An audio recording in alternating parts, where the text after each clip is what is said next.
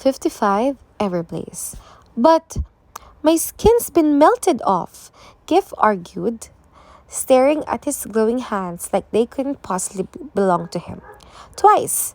Exactly, Mr. Forkle said quietly. Because the homing device is still in your possession. That's how the Never Seen have been finding you. Not because of any leak on our end, which was as I suspected, but I had to be sure. He turned to Sophie, pouring more revel dust into his palm. I'm sorry, but I have to check you too. And Sander. Sophie nodded, holding her breath as he blasted her with the fine powder. That did the same to Sander. She counted to 30, wishing with every breath that she wouldn't see the telltale glow, and for once her wish was granted.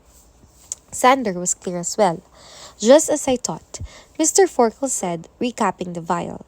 Sander's methods are far too thorough to keep an ogre device around, even if he can't smell it, which makes Kip the perfect target.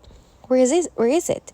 Sander asked, grabbing Kip and patting him down. You won't find anything, Mr. Forkle warned him. Otherwise, we would have seen a brighter glow. But remember, Kip is not wearing his regular clothes. Regular clothes? Kif repeated, still staring at his glowing hands. I don't have any regular clothes, except my Foxfire uniform, and I wasn't wearing that either of the times we were ambushed.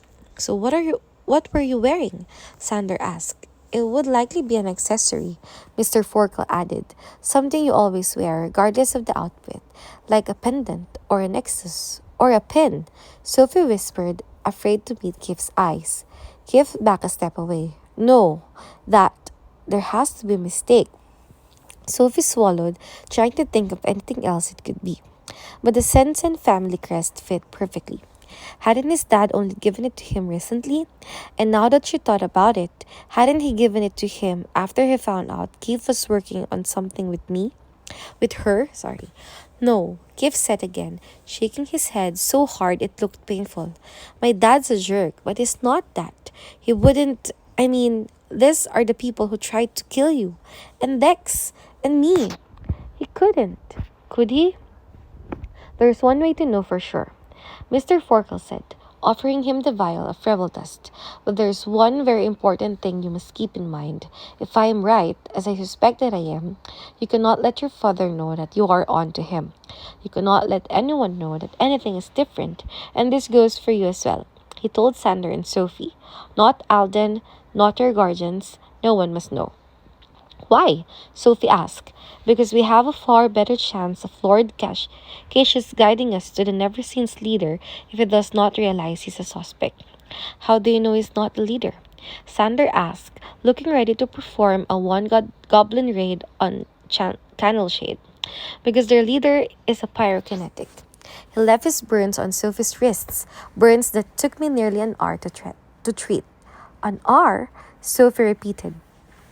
She'd figured he treated them while she was unconscious on the Paris street after he'd triggered her new abilities, but she'd never imagined he'd stayed an hour.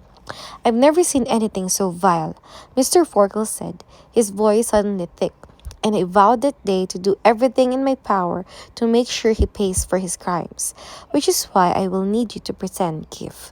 He pulled a different vial out of his pocket, blue this time, with an atomizer, and spritzed a shimmering mist on Kif's hands. Instantly, the red glow dimmed, and within a few seconds, his skin was back to normal. The hour mark is still there, Mr. Forkle warned him. I've only neutralized the revel dust, so no one will know that you've discovered it. You'll need to do the same to your pin, if it does indeed glow red. Can you do that? Can you keep this secret until the optimal time? He offered both vials to keep. Keith backed away, covering his face with his hands and shaking so hard, Sophie had to hold him steady. My dad's an empath, he whispered. How am I supposed to do this? How is this even happening? If it's true, you lied to him the same way you lied to any empath. Mr. Forkle told him, you use one lie to cover another. What lie? Sophie asked. Yes, what lie, indeed. Mr. Forkle wandered the yard, staring at his swollen feet as they squished in the soggy grass. He'd passed them 3 times before he said, Will you, Sylvanie? Will you, Sylvie? How? Sophie asked, not willing to put the precious alicorn at risk, even for something as important as this. She won't actually be involved. We'll just make them think she's, since we know the never seen are interested in her. Actually, this is brilliant. He moved toward Keith, prying him away from Sophie. I know I'm asking an extremely difficult thing, but this could be the lead we've been waiting for. If you tell your father that the Black Swan have asked you to help move Sylvanie to a top secret location, it will explain why you seem nervous and distracted and give us a perfect way to trap him. Trap him? Kif sounded like he was going to be sick. Yes, trap him, Kif, and as many of his fellow rebels as we can. We'll make them think we're giving them the opportunity to steal Sylvanie that they've been waiting for. But the whole situation will be rigged to catch them. So Sophie and Kif get to be your bait again. Sander interrupted. I don't care about that. Sophie jumped in. I care about Kif. Look at him. Kif had sunk to a crouch, cradling his head in his hands. Could you do what you're asking of him? She asked Mr. Forkel as she squatted beside Kif, holding him steady. Could you betray your own father?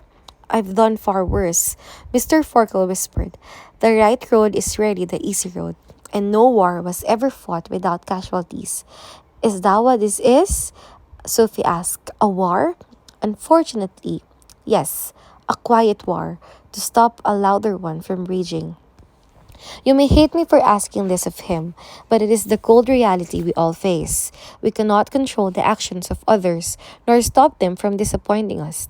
We can only use the anger and pain to fuel us, to rise above. The harsh words hardly seemed like the pep talk Keith needed, and yet Keith stood, his jaws set and his eyes dry of tears. His hand shook as he took the vials Mr. Forkel offered him, but his voice was steady as he said, I guess it's time to go. Mr. Forkel grabbed Keith's hand as he reached for his home crystal. Go only if you're sure you can handle it. I can handle it. Keith took a deep breath and turned to Sophie. I'm going to make this right, okay? It's not your fault, Keith. I'm still going to fix it. Whatever he's done, I won't let him get away with it. Even though it's your father? Sander asked, still looking like he wished he could be the one to drag Lord Cassius down. Lord Cassius away, especially because it's him. You'll need to confirm that we're right, Mr. Forkel said as Keith raised his crystal up to the glow of a streetlight. If it's true, tell Sophie swan song. She'll pass the message to me and I'll get back in touch with the details of our plan. We'll need to move quickly, no more than a week. Hiding the lie any longer would be impossible. He moved closer, taking Keith by the shoulders. This will be the hardest week of your life, but I'm confident you will survive it. I saw you face down the rebels at the entrance to our hideout. You wore a look of absolute determination. You must call on that emotion again and remember what we're fighting for. Keith nodded. Wait, what if it's not true? Sorry, I'm mumbling. Sophie jumped in. Then what does he say? It's true, Sophie, Keith whispered. What else could it be? I don't know, but we've been wrong before. What's the code word for it's a mistake? No code word needed, Mr. Forkel decided. Just call another meeting, since I'm sure there will be much to say. Kev shook his head. That's not going to happen. It's fine, Sophie. I'm sure once this is all over, I'm going to need an epic level freak out. But for now, I'm okay. Mr. Forkel moved one of the gnomes, making the air shimmer again as Kif gave Sophie a heartbreakingly sad smile and glittered away. He's not okay, you know, Sophie told Mr. Forkel, shattering the silence that followed. Of course he's not. Are any of us? He gathered the gnomes, moving them back to the weed-filled planter and lining them up perfectly straight, like soldiers. Why swan song? Sophie asked. She knew the phrase meant to humans, but she was hoping it meant something different to the elves. It's a tradition among our group, going back to our earliest days. We knew the course we'd chosen would involve hardship, so we decided that any time one of us was forced to take a great risk or make a large sacrifice, we would alert the others by declaring it our swan song. That way, we all knew to brace for very bad days ahead. A lump caught in Sophie's throat, and she cleared it away to ask, "Have you ever called it?" "Many times, many ways." He moved one gnome, separating it from the others.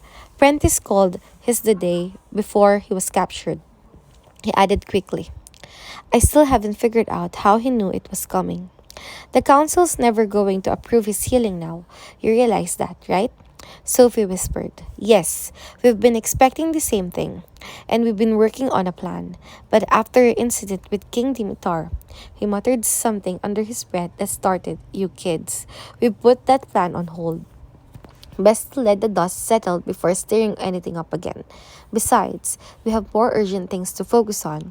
You're going to have to keep a very close eye on Keith. The guilt and rage she will experience over the course of the week is going to be life changing. He will need a steady friend." Sophie nodded. "Time to go then." "Wait!" Sophie called as he pulled out a noticeably blue Pathfinder. "What about Jolie?" "What about her?" I need to know who she was." "She was Grady and Adeline's daughter." "No, that's not what I meant." She took a deep breath for courage and shoved the words out. "I need to know who she was to me." "To you?" He stepped closer, leaning down so they were face to face. "You think she's your mother?" "Is she?" He glanced behind him, checking the still empty street before he told her, "No." The crushing relief nearly knocked Sophie off her feet. "Do not bother asking me who your mother is. That is one piece of information I cannot share."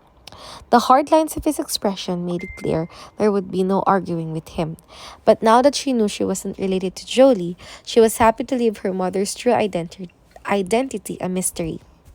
Still, she wasn't ready to let him leave. "What did she do for you?" she asked, pulling out the mirrored compact to show him. "I know she was connected to the Black Swan." He waved the compact away. "I see nothing black, nor any swan. I see a pretty bird in the sky," Sophie argued, pointing to the constellation pattern. She opened the compact and showed him his reflections and a human mirror. "Fine," he said, glancing over his shoulder again. "I will not tell you any more than this. Jolie volunteered to infiltrate the rebels. She was working deep undercover, which was why she owned nothing bearing the sign of the swan. Did she learn anything? She must have. We've long assumed they killed her because of it. But she died before sharing her report, and any record must have burned in the fire. But I told you from the beginning that I wasn't going to answer all of your questions. I've already shared far more than I'd planned. It's time to go home." He leaped away without another word, leaving Sophie and Sander alone in the dim twilight. "He's right," Sander said when Sophie didn't move. "Without that energy field, we're at risk for ambush." Sophie nodded, reaching for her home crystal, but she froze as a new thought clicked inside her head. Jolie was working undercover for the Black Swan, so she wouldn't known so she would have known about their tradition with swan song. Maybe she finally had the password Vertina needed.